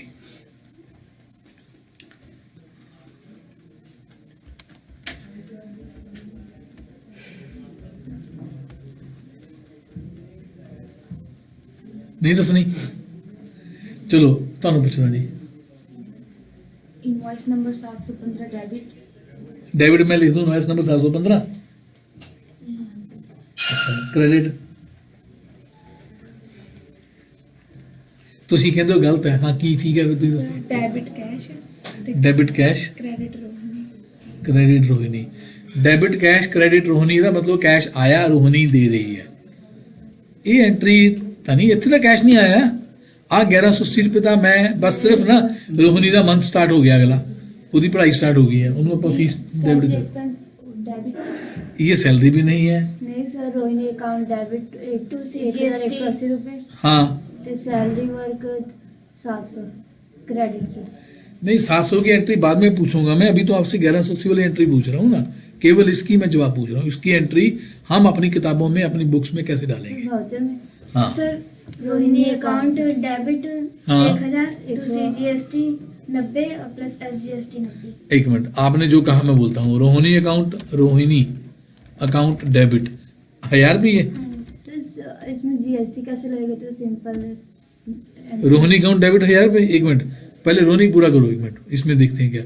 हाँ CGST 2 यानी कि क्रेडिट, क्रेडिट क्या आएगा इसमें? सर डेबिट में CGST डेबिट में CGST CGST इनपुट ये भी डेबिट होगा। कितने रुपए? 90 90 रुपए। और SGST इनपुट 90। अच्छा क्रेडिट क्या आएगा फिर? Job work expense job work खर्चा, ये खर्चा है अपना। ਇਹ ਆ ਉਹ ਆਪਣਾ ਇੰਸਟੀਟਿਊਸ਼ਨ ਫੀਸ ਆਊਗੀ। फी इनकम है, ਫੀਸ फी इनकम अकाउंट कितनी रुपए फीस इनकम हुई है? 1180 1180। ਹੁਣ ਤੁਸੀਂ ਮੈਨੂੰ ਇਹ ਦੱਸੋ ਵੀ ਜਿਹੜੀ ਆ 1180 ਰੁਪਏ ਆਪਾਂ ਨੇ ਰੋਹਿਣੀ ਤੋਂ ਫੀਸ ਲੈਣੀ ਹੈ, ਆਪਾਂ ਪੜਾਇਆ, ਫੀਸ ਦੀ ਅਮਾਉਂਟ 1180 ਹੈ ਕਿ 1000 ਹੈ? 1000 ਫੀਸ 1000 ਰੁਪਏ ਹੈ ਨਾ। ਸਰ ਆਪਾਂ ਡਿਊ ਤਾਂ ਨਿਊ ਕਰਾਂਗੇ ਫਿਰ ਤੁਸੀਂ ਐਂਟਰੀ ਗਲਤ ਨਹੀਂ ਪਾਈ। ਸਰ ਆਪਣੀ ਮਤਲਬ ਮਰਜ਼ੀ ਹੈ, ਜਾਂ ਸਰ ਆਪਾਂ GST ਸ਼ੋ ਵੀ ਕਰ ਸਕਦੇ ਹਾਂ ਜਦੋਂ ਡਿਊ ਕਰਦੇ ਹਾਂ, ਤਾਂ ਅਗਰ ਆਪਣੀ ਮਰਜ਼ੀ ਇਹ ਕਰਨੀ ਹੈ ਤਾਂ ਕਰ ਸਕਦੇ ਹਾਂ, ਨਹੀਂ ਕਰਨੀ ਤਾਂ ਰਹਿਣ ਦਿਓ। ਨਹੀਂ ਇੱਕ ਮਰਜ਼ੀ ਇੱਥੇ ਤਾਂ ਨਹੀਂ ਮਰਜ਼ੀ ਜ਼ਰੂਰ, ਇੱਕ ਆ ਚੀਜ਼ ਨਹੀਂ ਆਪਾਂ ਕਹਿ ਸਕਦੇ ਨਾ। ਜਿਹੜੀ ਫੀ ਇਨਕਮ ਹੈ ਇਹ ਆਪਣੀ ਇਨਕਮ ਹੋਈ ਕਿੰਨੀ ਹੈ? 1180 ਰੁਪਏ ਮੈਂ ਰੋਹਿਣੀ ਤੋਂ ਲੈਣੇ ਆ, ਪਰ ਮੇਰੀ ਇਨਕਮ ਕਿੰਨੀ ਹੈ ਉਹਦੇ ਚੋਂ? 1000। ਉੱਥੇ ਤਾਂ ਨਹੀਂ ਮਰਜ਼ੀ ਚੱਲੂਗੀ ਵੀ ਮੈਂ 1180 ਰੁਪਏ ਦੀ ਟੋਟਲ ਅਮਾਉਂਟ ਲੈਣੀ ਹੈ ਰੋਹਿਣੀ ਤੋਂ, ਮੇਰੀ ਇਨਕਮ 1000 ਹੈ ਤਾਂ ਮੈਂ 1000 ਨੂੰ 200 ਪਾ ਦੇਵਾਂ, 1180 ਪਾ ਦੇਵਾਂ, ਵੱਧ ਕਰਵਾ। ਜਿੰਨੀ ਇਨਕਮ ਉਨੀ ਹੀ ਪਾਉਣੀ ਹੈ ਨਾ ਖਾਤੇ 'ਚ, ਕਿਤਾਬਾਂ 'ਚ ਉਨੀ ਹੀ ਪਾਉਣੀ ਹੈ ਨਾ। ਫਿਰ ਤੁਸੀਂ ਇੱਥੇ ਕਿੰਨੀ ਪਾ ਰਹੇ ਹੋ? ਤੁਸੀਂ ਇਨਕਮ ਗਲਤ ਪਾਈ ਹੈ ਨਾ। 1000 ਇੱਥੇ ਜਿਹੜੀ ਇਨਕਮ ਹੈ 1000 ਆਊਗੀ, ਮੇਰੀ ਇਨਕਮ 1000 ਰੁਪਏ ਹੋਈ ਹੈ, ਮੈਂ ਰੋਹਿਣੀ ਨੂੰ ਪੜਾਇਆ, ਉਹ ਤੋਂ ਮੈਂ 1000 ਰੁਪਏ ਫੀਸ ਲਈ ਹੈ। तो मेरी इनकम 1000 हुई है। रोहिणी तो मैं 900 फालतू लए ने, वो मेरे को नहीं पे रहे ने, वो मेरे को रोहिणी ने पे करते, मैं अगे गवर्नमेंट ਨੂੰ पे कर देने। ਤਾਂ ਹੁਣ जोड़ नहीं मिलता फिर। रोहिणी अकाउंट है वहाँ पे 1180 हो जाएगा। जहां रोहिणी लिखा है वहां 1180 बनेगा, और उसके बाद बाकी सारा ठीक है अब। नहीं हाँ, और इसको करेक्ट करो। सर टैक्स नहीं जो टैक्स है, जीएसटी आउटपुट हाँ ये जो सी, क्रेडिट में हो जाएगा। ਹਾਂ ਜਿਹੜਾ CGST ਇਨਪੁਟ ਹੈ ਇਹਨੂੰ ਕਰਾਂਗੇ ਆਪਾਂ ਆਊਟਪੁੱਟ। ਤੁਸੀਂ ਇਨਪੁੱਟ ਤਾਂ ਕਰੋਗੇ ਜੇ ਆਪਾਂ ਨੇ ਇਹ ਪੇਮੈਂਟ ਕੀਤੀ ਹੈ, ਇਹ ਆਪਾਂ ਲੈ ਰਹੇ ਹਾਂ ਇਹ ਆਪਣੀ ਆਪਣੇ ਕੋਲੇ ਆ ਰਿਹਾ, ਇਹ ਕ੍ਰੈਡਿਟ ਕਰਨਾ ਹੈ, ਔਰ ਕ੍ਰੈਡਿਟ ਕਰਨੇ ਆ ਇਨਪੁੱਟ। ਇੱਥੇ ਆਪਾਂ ਇਨਪੁੱਟ ਆਊਟਪੁੱਟ ਲਿਖੀਏ, ਇਹ ਕ੍ਰੈਡਿਟ ਯਾਨੀ ਕਿ ਇਦਾਂ ਹੋਇਆ ਕਿ debit Rohini account 1180, credit fees income ਉੱਪਰ ਕਰਦਾ ਕਰੂ ਪਹਿਲਾਂ। ਇਹਨੂੰ ਆਪਾਂ ਠੀਕ ਕਰ ਦਈਏ, ਉਹ ਤਾਂ ਹੁਣ ਵੀ ਠੀਕ ਹੈ, ਬਟ ਇਹਨੂੰ ਹੋਰ ਆਪਾਂ ਠੀਕ ਕਰ ਦਿੰਦੇ ਆ, ਫੀ ਇਨਕਮ ਨੂੰ ਉੱਪਰ ਕਰ ਦਿੰਦੇ ਆ। ਇਹ ਐਦਾਂ ਲਿਖ ਦਈਏ, it looks more better. Rohini ਨੂੰ ਡੈਬਿਟ ਕਰਤਾ 1180 ਰੁਪਏ, ਕ੍ਰੈਡਿਟ ਕੀ ਕਰਤਾ 1000 ਰੁਪਏ ਇਨਕਮ, 90 ਰੁਪਏ ਸਾਡਾ CGST ਆਊਟਪੁੱਟ। ਕੀ ਇਹ ਸਾਨੂੰ ਗੱਲ ਸਮਝ ਲੱਗੀ? ਹਾਂਜੀ ਹਾਂਜੀ ਇਹ ਫਸਟ ਐਂਟਰੀ ਦਾ ਜਵਾਬ ਹੈ। ਹੁਣ ਇਹ ਐਂਟਰੀ ਨੂੰ ਆਪਾਂ ਟੈਲੀ 'ਚ ਕਿੱਦਾਂ ਪਾਉਣਾ ਆ? ਮੰਨ ਲਓ ਤੁਸੀਂ ਉੱਥੇ ਆਪਾਂ ਮੈਨੂਅਲ ਨਹੀਂ ਪਾ ਰਹੇ, ਇਹ ਐਂਟਰੀ ਠੀਕ ਹੈ, ਆਪਾਂ ਇਹ ਐਂਟਰੀ ਨੂੰ ਟੈਲੀ 'ਚ ਕਿੱਦਾਂ ਪਾਈਏ? ਇੱਥੇ ਨਰੇਸ਼ਨ ਵੀ ਲਿਖ ਦਈਏ, ਨਰੇਸ਼ਨ ਲਿਖ ਦਈਏ ਟੂ ਇਨਵਾਇਸ ਨੰਬਰ 715। ਤੇ ਇਹ ਜਿਹੜੀ ਐਂਟਰੀ ਹੈ ਇਹ ਟੈਲੀ ਵਿੱਚ ਆਪਾਂ ਕਿਵੇਂ ਪਾਉਣੀ ਹੈ?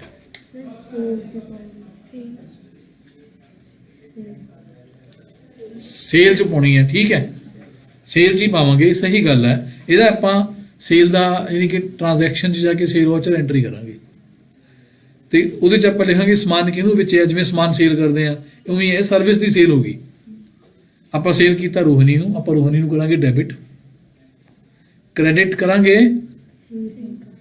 हाँ क्रेडिट आपे हो जाएगा। रोहिणी ਨੂੰ डेबिट करांगे, समान कोई नहीं लिखना हैगा, थल्ले आ जाना है, थल्ले लिखांगे हाँ एंड ऑफ लिस्ट करके फी इनकम अकाउंट 1000 रुपये, CGST आउटपुट अपने आप 90 आ जाऊगा, 90 आपे आ जाऊगा, ठीक है ना। ਜਦੋਂ ਐਂਟਰੀ ਆਪਾਂ ਸੇਵ ਕਰਾਂਗੇ ਤਾਂ ਰੋਹਿਣੀ ਦੇ ਖਾਤੇ ਵਿੱਚ ਆ ਐਂਟਰੀ ਆਪੇ ਚਲ ਜਾਣੀ ਹੈ, ਰੋਹਿਣੀ ਦੇ ਖਾਤੇ 'ਚ 1180 ਰੁਪਏ ਆਪੇ ਹੋ ਜਾਣੇ ਆ। ਵਾਚਰ ਫਿਲ ਕਰਾਂਗੇ ਤਾਂ ਰੋਹਿਣੀ ਦੇ ਅਕਾਊਂਟ 'ਚ 1180 ਰੁਪਏ ਆਪੇ ਡੈਬਿਟ ਹੋ ਜਾਣਗੇ। ਉਸ ਤੋਂ ਬਾਅਦ 5 ਤਰੀਕ ਦੀ ਐਂਟਰੀ, ਇਹ ਐਂਟਰੀ ਕਿੱਦਣ ਦੀ ਹੈ? ਇਹ 1 ਤਰੀਕ ਦੀ ਹੈ ਨਾ, ਜਿਹੜੀ ਹੁਣ ਮੈਂ ਪਾਈ ਹੋਈ ਹੈ, ਇਹਨੂੰ ਮੈਂ ਯੈਲੋ ਕਰ ਦਿੰਦਾ ਜਸਟ ਇੰਡੀਕੇਸ਼ਨ ਦੀ ਕਿ ਉਹ ਐਂਟਰੀ ਦਾ ਵਾਚਰ ਹੈ, ਠੀਕ ਹੈ। ਹੁਣ ਆ ਐਂਟਰੀ ਜਿਹੜੀ ਹੈ, ਇਸ ਐਂਟਰੀ ਨੂੰ ਮੈਂ ਰੰਗ ਬਦਲਤਾ, ਇਹਦਾ ਕਲਰ ਕੋਈ ਹੋਰ ਲਗਾ ਦਿੰਦੇ ਆ। ਇਹ ਐਂਟਰੀ ਜਿਹੜੀ ਹੈ ਆਹ ਵਾਲੀ, ਇਹਦਾ ਵੀ ਵਾਚਰ ਬਣੂਗਾ। ਇਹਦਾ ਵਾਚਰ ਕੌਣ ਬਣਾਊਗਾ? ਇੱਥੇ ਬਣਾ ਦਿੰਦੇ ਆ ਇਹਦਾ ਵਾਚਰ। ਇਹ 700 ਰੁਪਏ ਦੀ ਐਂਟਰੀ ਰੋਹਿਣੀ ਦੇ ਖਾਤੇ 'ਚ ਕ੍ਰੈਡਿਟ ਕੀਤੀ ਹੋਈ ਹੈ, ਤਾਂ ਇਹਦੀ ਐਂਟਰੀ 'ਚ ਇੱਥੇ ਆਪਾਂ ਵਾਚਰ ਬਣਾਈਏ, ਡੈਬਿਟ ਕ੍ਰੈਡਿਟ ਕੀ ਕਰੀਏ? Salary expense debit cash credit.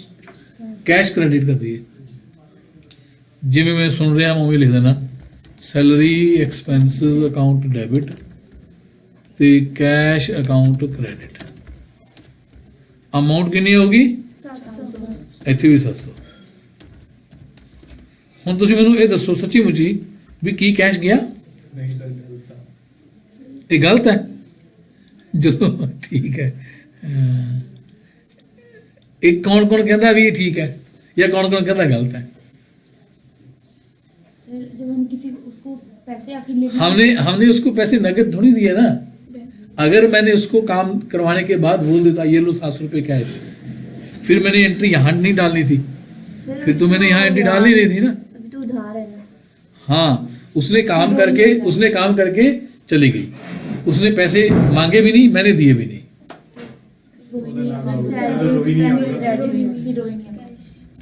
यहाँ पर क्रेडिट क्या आएगा? रोहिणी अकाउंट। उसको मैंने पैसे पता क्यों नहीं दिए? मैंने उससे पैसे लेने थे, मैं उसको पैसे दे देता तो बाद में उसने खर्च कर लेते, उसने अपनी फीस नहीं पे करनी थी। मैंने तो उससे पैसे पहले से ही लेने हैं, इसलिए उसने मैं पैसे दिते हैं नहीं, ਕੰਮ ਕਰਵਾ ਕੇ ਉਹਨੂੰ मैं घरे भेजता भी चलो ठीक है जी, कोई नहीं, मैं तेरे पैसे बाद तेरा हिसाब करांगे। उसमें मैंने ऐसे बोल दिया ना, कोई बात नहीं, तुमसे लेने भी हैं उतने में लेने में से एडजस्ट कर देंगे। ठीक होई गल ना। ਹੁਣ 700 रुपये की एंट्री तद ही तो इतने आई है, ਆਹੀ ਐਂਟਰੀ ਦੀ ਪੋਸਟਿੰਗ ਉੱਥੇ ਆ ਗਈ। ਹੁਣ ਜਿਹੜੀ ਇਹ ਐਂਟਰੀ ਹੈ ਟੈਲੀ ਕਿੱਦਾਂ ਪਾਓਗੇ? ਅਗਰ ਇਹ ਵਾਚਰ ਆਪਾਂ ਟੈਲੀ 'ਚ ਪਾਉਣਾ ਹੋਵੇ Payment 'ਚ। ਪੇਮੈਂਟ 'ਚ ਪਾਓਗੇ। ਸਾਰੇ ਕਹਿੰਦੇ ਪੇਮੈਂਟ 'ਚ ਪਾਓਗੇ, ਝੂਠ, ਸਾਰੇ ਗੱਪ ਮਾਰਦੇ ਹੋ। ਤੁਸੀਂ ਕਾਹਦੇ ਪਾਓਗੇ? ਤੁਸੀਂ ਪੇਮੈਂਟ ਪਾਓਗੇ ਨੂੰ। ਪੇਮੈਂਟ ਦੇ ਵਿੱਚ ਕੈਸ਼ ਕ੍ਰੈਡਿਟ ਹੁੰਦਾ ਜਾਂ ਬੈਂਕ ਕ੍ਰੈਡਿਟ ਹੁੰਦਾ ਹੈ? General payment। ਹਾਂ, ਇਹ ਜਰਨਲ ਵਾਚਰ ਬਣੂਗਾ, ਇਹ ਜਰਨਲ ਵਾਚਰ ਬਣੂਗਾ। ਠੀਕ ਹੈ, ਚਲੋ ਇਹ ਆ ਸਿੰਪਲੀ ਗੱਲ ਹੈ ਕਿ ਡੈਬਿਟ ਆਪਾਂ ਕਰ ਦਾਂਗੇ ਸੈਲਰੀ ਨੂੰ, 700 ਰੁਪਏ ਕ੍ਰੈਡਿਟ ਕਰ ਦਾਂਗੇ ਰੋਹਿਣੀ ਨੂੰ, ਜਰਨਲ ਵਾਚਰ ਇਹ ਬਣ ਜਾਊਗਾ, ਇਹ 'ਚ ਕੋਈ ਡਾਊਟ ਨਹੀਂ ਹੈ। ਚਲੋ ਜੀ, ਹੁਣ ਆ 11,480 ਦੀ ਐਂਟਰੀ ਕਿਵੇਂ ਪਾਓਗੇ? कैश अकाउंट डेबिट ਹਾਂ रोहिणी ਹਾਂ, ਇਹ ਕੈਸ਼ ਆਇਆ ਆਪਣੇ ਕੋਲ, ਇਹ ਜੇ ਰੋਹਿਣੀ ਨੇ ਕੈਸ਼ ਫੜਾਇਆ ਆਪਾਂ ਨੂੰ, ਕੈਸ਼ ਮੇਰੇ ਕੋਲ ਆ ਗਿਆ ਤਾਂ ਡੈਬਿਟ ਕੈਸ਼, ਕ੍ਰੈਡਿਟ ਰੋਹਿਣੀ, रुपये 480 480 सही। ठीक है ना, सारे नो गल क्लियर है ना। हुण एक सवाल होर पूछ लेते हैं अगली शीट पे। एंट्री की है, सपोज करो तुहाडा की है संध्या, कैश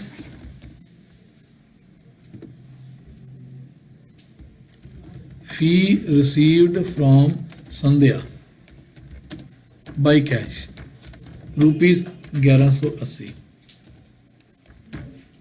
ठीक है, we issued an invoice number, उन्हें अपन फीस पे की, मैं इनवॉइस कटता, इनवॉइस का नंबर है 723। इनवॉइस किवें कटना है, ਇਹਦਾ बिल बनाना तुसीं, ਇਹਦਾ बिल किवें बनूगा, सानू पता भी 1180 रुपये मैं संध्या तो फीस ली है, ये मेरी फीस कितनी है 1000, 90 रुपये टैक्स है, तो ਇਹਦਾ बिल बनाना है, ਇਹਦਾ बिल ਆਪਾਂ एंटर करना है, ਇਹਦੀ बिल की एंट्री करनी है कंप्यूटर के उत्ते टैली 'ਚ। किदां एंट्री करोगे? Cash to C GST. Debit की करोगे? चलो पहले इतने आप एंट्री मारिए, फिर बाद च करते हैं। डेबिट में कैश आएगा कि संध्या आएगी? कैश आऊगा, कैश आएगा। ठीक है, कैश काउंट कितने रुपये होगा डेबिट? अपने को 1180 रुपये आ गए, ये डेबिट करता। गुड। क्रेडिट की करोगे? फीस संध्या नहीं, हाँ, फीस फी इनकम, संध्या ने कुछ नहीं करना है। नहीं सर, फी इनकम अकाउंट कितने रुपये? 1000 ठीक है, CGST आउटपुट। संध्या का नाम नहीं बचा होगा आज कोई? क्योंकि कैश देता ना।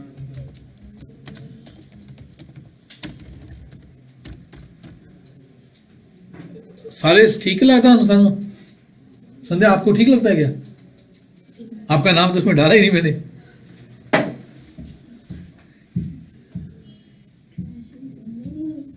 मुझे तो पता नहीं, मैं तो पूछ रहे हैं, मैंने डाउट है।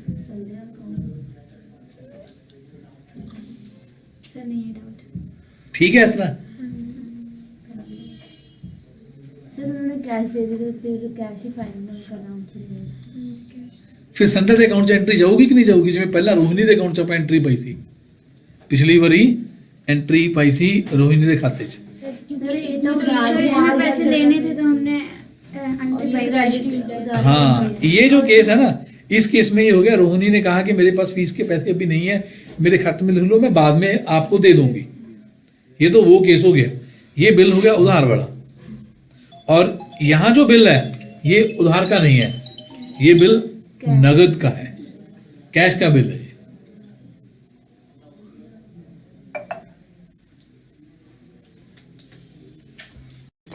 जिहड़ी ये एंट्री है ना, ये संध्या ने फीस हमें कैश पे कर दी। अगर कोई कस्टमर हमें कैश पे कर देता है, सामान ले गया कैश दे गया, तो फिर कस्टमर का नाम खाते में नहीं डालेंगे, तो वो एंट्री कस्टमर के अकाउंट में नहीं जाएगी। उसके खाते में एंट्री तभी जाएगी अगर उधार है। ठीक है ना। अब एक ट्रांजैक्शन और कर दें।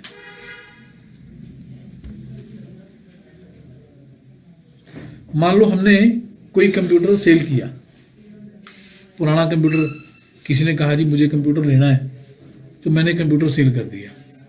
कंप्यूटर्स जो सेल किया, अपने पास जो एसेट पड़ी है ना, उसमें से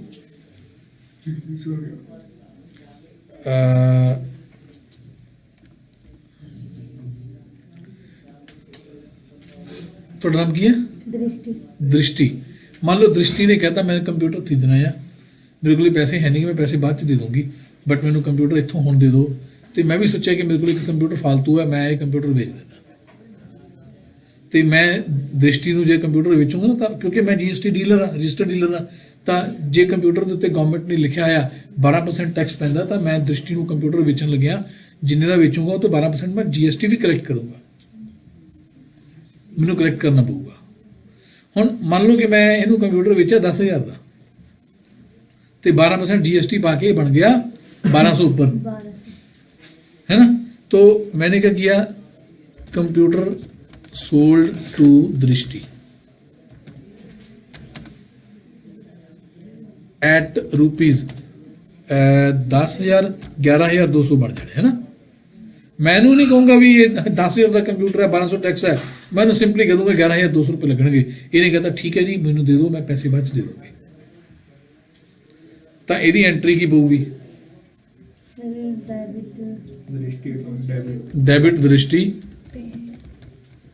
कितने रुपये? 11,000। 11,200 11,200। क्रेडिट की करोगे? कंप्यूटर अकाउंट कि सेल अकाउंट? ਇੱਥੇ ਫਰਕ ਕੀ ਹੈ ਸੇਲ ਤੇ ਕੰਪਿਊਟਰ 'ਚ? ਤੁਸੀਂ ਕਹੋਗੇ ਸੇਲ, GST लगी हुई है। हाँ तो सेल होएगी। सर ये फिक्स है फिर लाइक कंपनी नहीं आया शायद भी हम्म। फिलहाल मैं ये कहूँगा दोनों ठीक है, सेल भी कहोगे तब भी ठीक है, कंप्यूटर कहोगे तब भी ठीक है, पर थोड़ा फर्क है दोनों 'ਚ। हाँ ਸੇਲ ਆਪਣੀ ਰੈਗੂਲਰ ਚੀਜ਼ਾਂ ਦੀ ਹੋ ਜਾਂਦੀ ਆ, हाँ ਤੇ ਆਹ ਕੰਪਿਊਟਰ ਆਪਣੀ ਫਿਕਸ ਐਸੈਟ ਆ। हाँ की नाम तेरा? ਇੰਦਰ ਸਰ इंदर सिंह, इंदरजीत सिंह है। हाँ इंदरजीत ने ਇਹ ਕਿਹਾ ਕਿ ਜੇ ਤਾਂ ਆਪਾਂ ਕੰਪਿਊਟਰਾਂ ਦੇ ਵਪਾਰੀ ਆ, ਸਾਡੇ ਕੋਲੇ ਕੰਪਿਊਟਰ, ਅਸੀਂ ਸਾਡੀ ਦੁਕਾਨ ਹੀ ਕੰਪਿਊਟਰਾਂ ਦੀ ਹੈ, ਫਿਰ ਤਾਂ ਇਹ ਸੇਲ ਹੀ ਹੋਣੀ ਸੀਗੀ। ਚਾਹੇ ਉਹਨੇ ਕੰਪਿਊਟਰ ਲਿਆ, ਚਾਹੇ ਕੀਬੋਰਡ ਲਿਆ, ਚਾਹੇ ਮਾਊਸ ਲਿਆ, ਕੋਈ ਵੀ ਆਈਟਮ ਲਈ ਹੈ, ਸਾਡੇ ਕੋਲ ਜਿਹਦੀ ਦੁਕਾਨ ਤੇ ਸਮਾਨ ਪਿਆ, ਦੁਕਾਨ ਤੇ ਜਿਹੜਾ ਸਮਾਨ ਪਿਆ ਉਹ ਆਪਣੇ ਗੁੱਡਸ ਨੇ। ਹੁਣ ਇੱਥੇ ਕੀ ਹੈ, ਮੈਂ ਐਗਜ਼ਾਮਪਲ ਕੀ ਲੈ ਰਿਹਾ ਇੰਸਟੀਚਿਊਟ ਦੀ। ਇਸ ਇੰਸਟੀਚਿਊਟ ਦੇ ਵਿੱਚ ਕੰਪਿਊਟਰਸ ਪਏ ਨੇ, ਇਹ ਕੰਪਿਊਟਰਸ ਵੇਚਣ ਵਾਸਤੇ ਨਹੀਂ ਹੈਗੇ, ਬਟ ਮੇਰੇ ਕੋਲ ਇੱਕ ਕੰਪਿਊਟਰ ਫਾਲਤੂ ਹੋ ਗਿਆ ਤੇ ਦ੍ਰਿਸ਼ਟੀ ਨੇ ਲੈਣਾ ਸੀ ਕਿ ਮੈਂ ਸੋਚਿਆ ਚਲੋ ਮੈਂ ਆਪਣਾ ਇਹ ਕੰਪਿਊਟਰ ਵੇਚ ਦਿੰਦਾ, ਮੈਂ ਇਹ ਜਗ੍ਹਾ ਤੇ ਨਵਾਂ ਕੰਪਿਊਟਰ ਲੈ ਲੂੰਗਾ, ਮਹਿੰਗਾ ਮਿਲੂਗਾ। ਮੈਂ ਇਹ ਪ੍ਰੋਫਿਟ ਵਾਸਤੇ ਨਹੀਂ ਵੇਚਿਆ ਹੈਗਾ, ਮੈਂ ਤਾਂ ਇਸ ਲਈ ਵੇਚਿਆ ਵੀ ਚਲੋ ਪੁਰਾਣਾ ਕੰਪਿਊਟਰ ਹੈ, ਮੈਂ ਤਾਂ ਬਹੁਤ ਚਲਾ ਲਿਆ ਵੀ ਇਹਨੇ ਖਰਾਬ ਜਲਦੀ ਹੋ ਜਾਣਾ, ਆਪਾਂ ਦ੍ਰਿਸ਼ਟੀ ਨੂੰ ਵੇਚ ਦਿੰਦੇ। ਤਾਂ ਇੱਥੇ ਇਸ ਲਈ ਇਹ ਕੰਪਿਊਟਰ ਅਕਾਊਂਟ ਡੈਬਿਟ ਕਰਾਂਗੇ। ਆਪਾਂ ਨੇ ਕੰਪਿਊਟਰ ਜਦੋਂ ਖਰੀਦੇ ਸੀ ਨਾ, ਜੇ ਆਪਾਂ ਨਵਾਂ ਕੰਪਿਊਟਰ ਖਰੀਦਾਂਗੇ ਤਾਂ ਆਪਾਂ ਉਹਨੂੰ ਪਰਚੇਜ਼ ਨਹੀਂ ਕਵਾਂਗੇ, ਤਾਂ ਉਹਨੂੰ ਕੀ ਕਹਾਂਗੇ? सेल। Computer account. ਜੇ ਨਵਾਂ ਕੰਪਿਊਟਰ ਖਰੀਦਾਂਗੇ computer account debit. Computer account debit, ਐਂ ਜੇ ਕੰਪਿਊਟਰ ਵੇਚਾਂਗੇ ਤਾਂ ਕੰਪਿਊਟਰ ਅਕਾਊਂਟ ਕ੍ਰੈਡਿਟ। ਤੇ ਜੇ ਆਪਣੀ ਦੁਕਾਨ ਕੰਪਿਊਟਰਾਂ ਦੀ ਹੋਵੇ ਫਿਰ ਆਪਾਂ ਕੰਪਿਊਟਰ ਖਰੀਦਣ ਤੇ ਪਰਚੇਜ਼ ਕਰਨੇ ਆ, ਤੇ ਕੰਪਿਊਟਰ ਵੇਚਣ ਤੇ ਸੇਲ ਕਰਨੇ ਆ। ਤਾਂ ਇੱਥੇ ਮੈਂ ਕੰਪਿਊਟਰ ਵੇਚਿਆ ਕਿੰਨੇ ਦਾ? 1000। 11,200 ਨਹੀਂ, ਕੰਪਿਊਟਰ 1000 ਦਾ ਵਿਕਿਆ। ਉਹ GST ਹਾਂ ਇੱਥੇ ਜਿਹੜਾ CGST ਹੈ ਆਊਟਪੁੱਟ, ਇਹ ਮੈਂ ਜਿਹੜਾ 600 ਰੁਪਈਆ ਇਹ ਤੇ 600 ਰੁਪਈਆ SGST ਆਊਟਪੁੱਟ ਅਕਾਊਂਟ, ਇਹ ਮੈਨੂੰ ਸਰਕਾਰ ਨੂੰ ਦੇਣੇ ਪੈਣੇ ਆ, ਯਾਨੀ ਕਿ 11,200 ਰੁਪਏ ਮੈਂ ਦ੍ਰਿਸ਼ਟੀ ਤੋਂ ਲੈਣੇ ਆ, ਉਹਦੇ ਵਿੱਚੋਂ 600 ਰੁਪਈਆ ਮੈਂ ਟੈਕਸ ਦ੍ਰਿਸ਼ਟੀ ਤੋਂ ਲੈ ਲਿਆ, ਗਵਰਨਮੈਂਟ ਨੂੰ ਪੇ ਕਰ ਦੇਣਾ ਹੈ। ਮੇਰੇ ਕੰਪਿਊਟਰ ਦੀ ਜਿਹੜੀ ਵਿਕਰੀ ਆ 1000 ਦੀ 10,000 ਦੀ ਹੋਈ ਹੈ। Is it clear?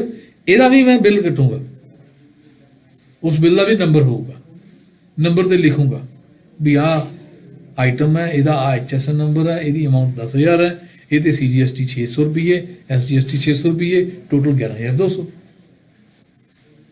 ਤੇ ਦ੍ਰਿਸ਼ਟੀ ਦੇ ਖਾਤੇ 'ਚ ਐਂਟਰੀ ਪੈ ਜਾਣੀ ਹੈ। ਠੀਕ। ਹੁਣ ਇੱਕ ਹੋਰ ਐਗਜ਼ਾਮਪਲ, ਮੰਨ ਲਓ ਆਪਾਂ ਨੇ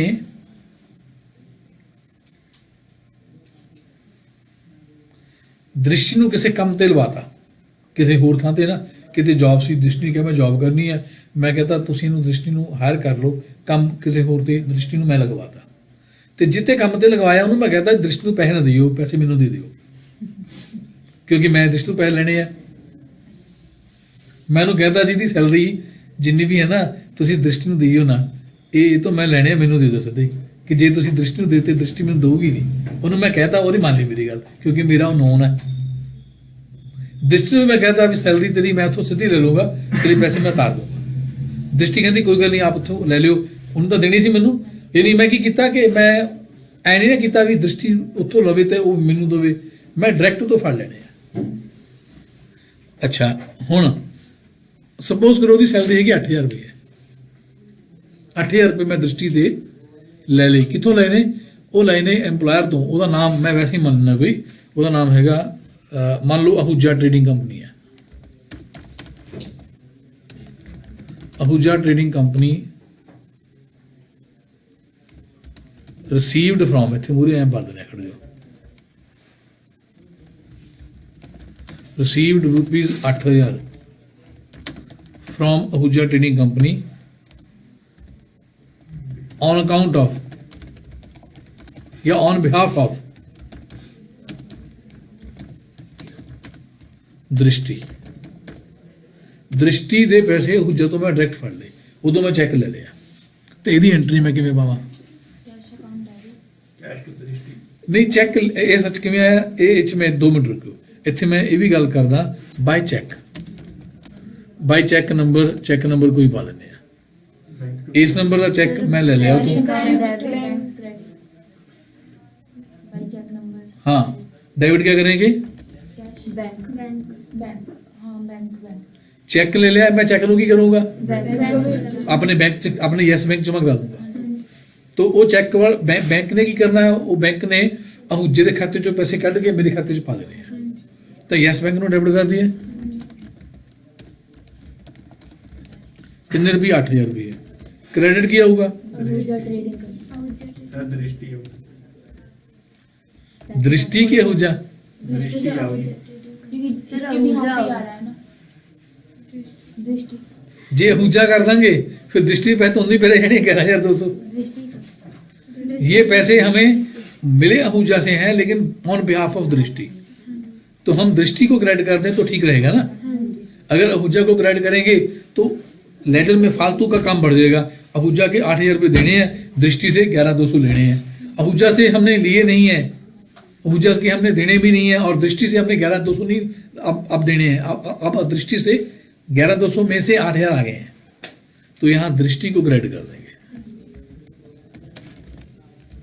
8000 रुपये की एंट्री ऐदा भेजोगे, ठीक है ना। अब दृष्टि से बाकी कितने पैसे लेने हैं? 3200 रुपये। अगली बारी फिर आप भी करेंगे, अगले महीने फिर अहूजे कह देंगे आप पैसे ਸਾਨੂੰ दे ਦਿਓ।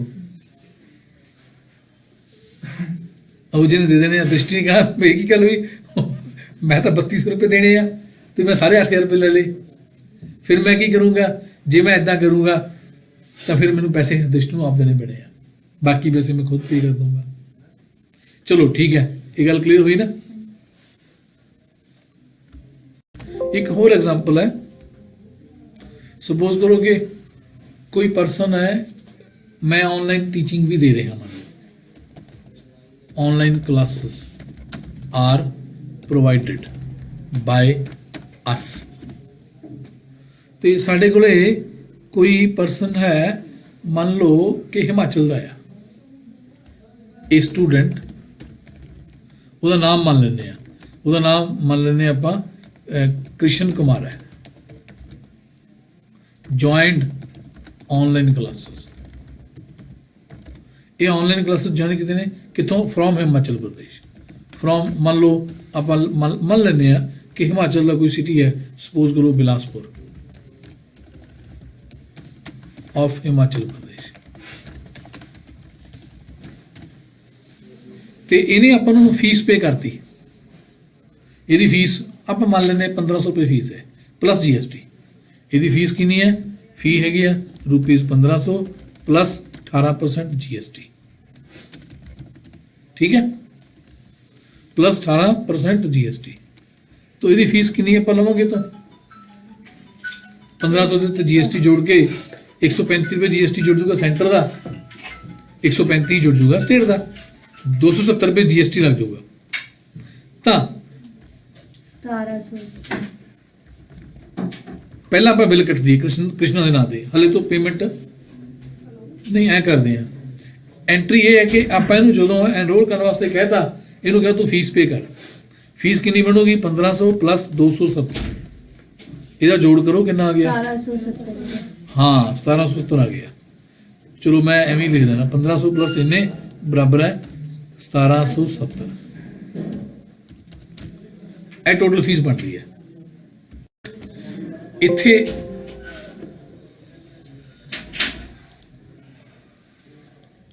हाँ इत्थे की है सानू उन्होंने पेमेंट करती है ट्रांसफर करती है यानी कि ₹1770 received from Krishna Kumar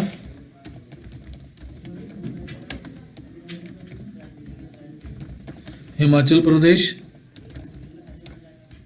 bye in our bank ਉਹਨੂੰ ਆਪਾਂ ਬੈਂਕ ਦਾ ਅਕਾਊਂਟ ਦੱਸਤਾ ਸੀਗਾ ਉਹਨੇ ਬੈਂਕ 'ਚ ਆਨਲਾਈਨ ਟ੍ਰਾਂਸਫਰ ਕਰਤੇ 1770 ਰੁਪਏ ਮੈਨੂੰ ਮਿਲ ਗਏ ਤਾਂ ਇਹਦੀ ਐਂਟਰੀ ਕੀ ਪਊਗੀ bank account bank account debit debit bank ਆ ਜਾਊਗਾ ਯੈਸ ਬੈਂਕ ਹੀ ਲਿਖ ਦਿੰਦੇ ਆ ਜਿੱਥੇ ਆਪਣਾ ਅਕਾਊਂਟ ਉੱਥੇ ਪੈਸੇ ਆ ਜਾਣਗੇ ਕ੍ਰੈਡਿਟ कृष्ण कुमार नहीं सर कृष्ण कुमार फीस आओगी ऑनलाइन क्लासेस की ऑनलाइन क्लासेस फीस ते IGST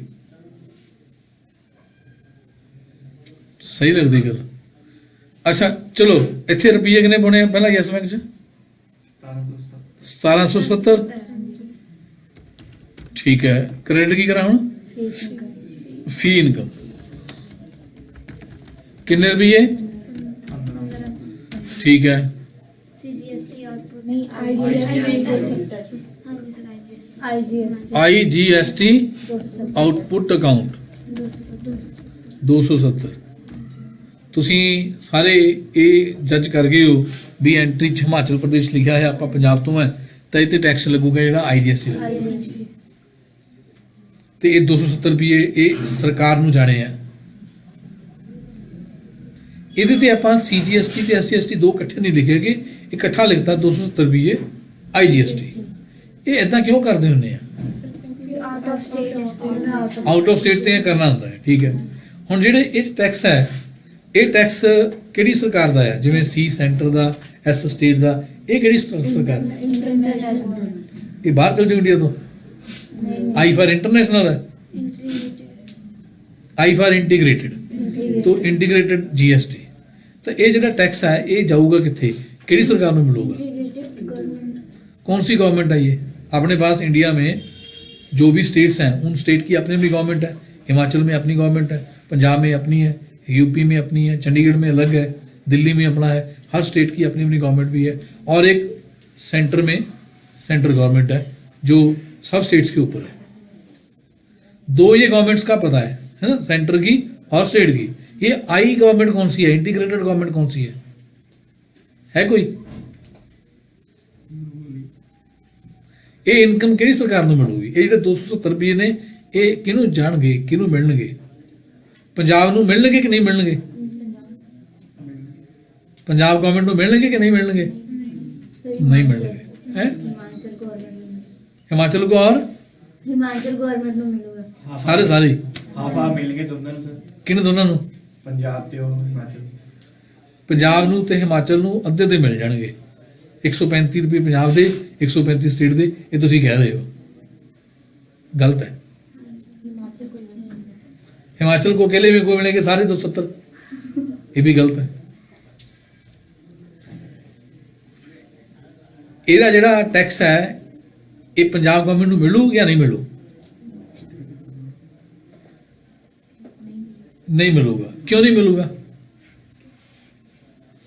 ਇਹ ਗੱਲ ਠੀਕ ਹੈ ਕਿ ਜਿਹੜਾ ਇਹ 270 ਹੈ ਇਹਦੇ ਚੋਂ ਕੋਈ ਵੀ ਅਮਾਉਂਟ ਪੰਜਾਬ ਗਵਰਨਮੈਂਟ ਨੂੰ ਨਹੀਂ ਜਾਣੀ ਕਿਉਂ ਨਹੀਂ ਜਾਣੀ जो स्टूडेंट है वो हिमाचल का स्टूडेंट हिमाचल का है जिसने टैक्स की पेमेंट की है वो व्यक्ति हिमाचल का है इसलिए उसका जो टैक्स है हिमाचल को जाएगा पंजाब को नहीं जाएगा अब यहाँ पर इंपॉर्टेंट बात क्या है नोट करने वाली बात यह है कि जरा जीएसटी है एक पेमेंट ਜਿਹੜਾ जीएसटी पेमेंट ਕਰਨ ਵਾਲਾ ਕੰਜ਼ਿਊਮਰ ਹੈ ਉਹਦੇ ਬੇਸ ਤੇ ਹੈ ਇਹਨੂੰ ਆਪਾਂ ਕਹਿੰਦੇ ਆ ਜਿਹੜਾ जीएसटी ਹੈ ਕਿਹਦੇ ਬੇਸ ਤੇ ਆ ਕੰਜ਼ਿਊਮਰ ਬੇਸਡ ਹੈ ਜੇ ਕੰਜ਼ਿਊਮਰ ਦਿੱਲੀ ਦਾ ਆ ਤਾਂ ਉਹਨੇ ਜਿਹੜੀ ਚੀਜ਼ ਕੰਜ਼ਿਊਮ ਕੀਤੀ ਹੈ ਜਿੱਥੋਂ ਮਰਜ਼ੀ ਲੈ ਲਵੇ ਉਹਦਾ ਟੈਕਸ ਦਿੱਲੀ ਸਰਕਾਰ ਨੂੰ ਜਾਊਗਾ ਜੇ ਹਿਮਾਚਲ ਦਾ ਕੰਜ਼ਿਊਮਰ ਹੈ ਉਹਨੇ ਜੋ ਟੈਕਸ ਪੇ ਕੀਤਾ ਉਹ ਹਿਮਾਚਲ ਦੀ ਸਰਕਾਰ ਨੂੰ ਜਾਊਗਾ ਪੰਜਾਬ ਨੂੰ ਨਹੀਂ ਮਿਲਣਾ ਇਹ 'ਚ ਕੀ ਹੋਊਗਾ ਅੱਧਾ ਹਿਮਾਚਲ ਨੂੰ ਜਾਊਗਾ ਦੂਸਰਾ ਅੱਧਾ ਸੈਂਟਰ ਨੂੰ ਜਾਊਗਾ, ਪੰਜਾਬ ਨੂੰ ਨਹੀਂ ਮਿਲਣਾ ਇਹ tax.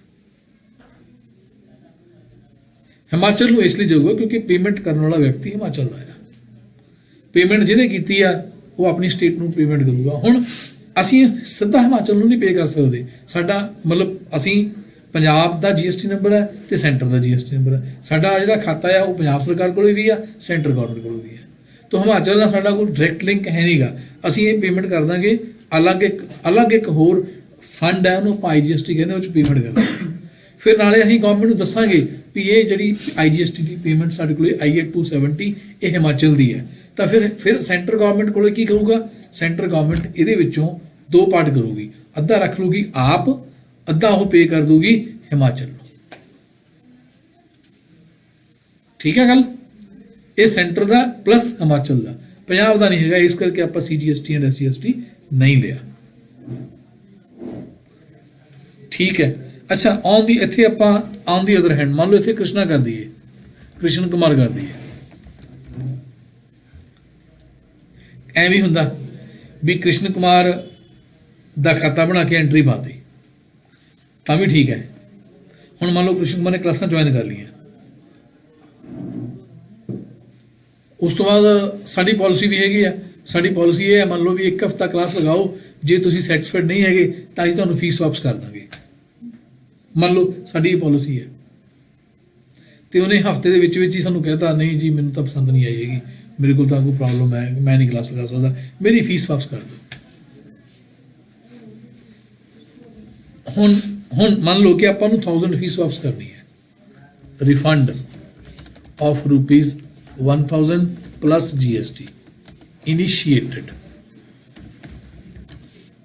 to Krishan Kumar of Himachal, ही ਜਿਹੜਾ ਉੱਪਰਲਾ ਇਨੀਸ਼ੀਏਟ ਕਰਤਾ ਕਿ ਹੋ ਹੀ ਗਿਆ, ਪ੍ਰੋਸੈਸ ਵੀ ਕਰਤਾ। ਪਹਿਲਾਂ ਨੂੰ ਉਹਨੇ ਸਾਨੂੰ ਕਹਿਤਾ, ਆਪਾਂ ਨੇ ਦੇਖਿਆ ਹਾਂ ਠੀਕ ਉਹਦੀ ਗੱਲ ਜਾਇਜ਼ ਹੈ, ਆਪਾਂ ਪ੍ਰੋਸੈਸ ਵੀ ਕਰਤਾ, processed and refund paid through yes bank. ਆਪਾਂ ਯੈਸ ਬੈਂਕ ਦੇ ਥਰੂ ਉਹਨੂੰ ਪੇਮੈਂਟ ਵਾਪਸ ਕਰਤੀ, ਤਾਂ ਇਹਦੀ ਐਂਟਰੀ ਕੀ ਪਊਗੀ? ਹਾਂ, ਇੱਥੇ ਚਲੋ ਆਪਾਂ ਫੀ ਇਨਕਮ ਹੀ ਲਿਖ ਦਿੰਦੇ, ਕੋਈ ਗੱਲ ਨਹੀਂ। ਜੇ ਫੀ ਇਨਕਮ ਨਹੀਂ ਲਿਖਾਂਗੇ ਤਾਂ ਫਿਰ ਇੱਕ ਹੋਰ ਵੀ ਨਾਲ ਪ੍ਰੋਬਲਮ ਹੁੰਦੀ ਹੈ ਨਾ, ਫੀ ਇਨਕਮ ਹੀ ਲਿਖ ਦਿਓ, ਨਹੀਂ ਤਾਂ ਐਂਟਰੀ ਹੋਰ ਪਾਉਣੀ ਪਊਗੀ। ਕ੍ਰਿਸ਼ਨ ਨੂੰ ਫਿਰ ਡੈਬਿਟ ਕਰਨਾ ਪਊਗਾ, ਨਿਲ ਕਰਨਾ ਪਊ ਕ੍ਰਿਸ਼ਨ ਦਾ ਖਾਤਾ। ਹੁਣ ਠੀਕ ਹੈ, ਹੁਣ ਆਪਾਂ 1000 ਰੁਪਏ ਦੀ ਰਿਫੰਡ ਕੀਤੀ ਇਹਨੂੰ, ਇਹਦੀ ਐਂਟਰੀ ਕੀ ਪਊਗੀ ਸੋਚੋ।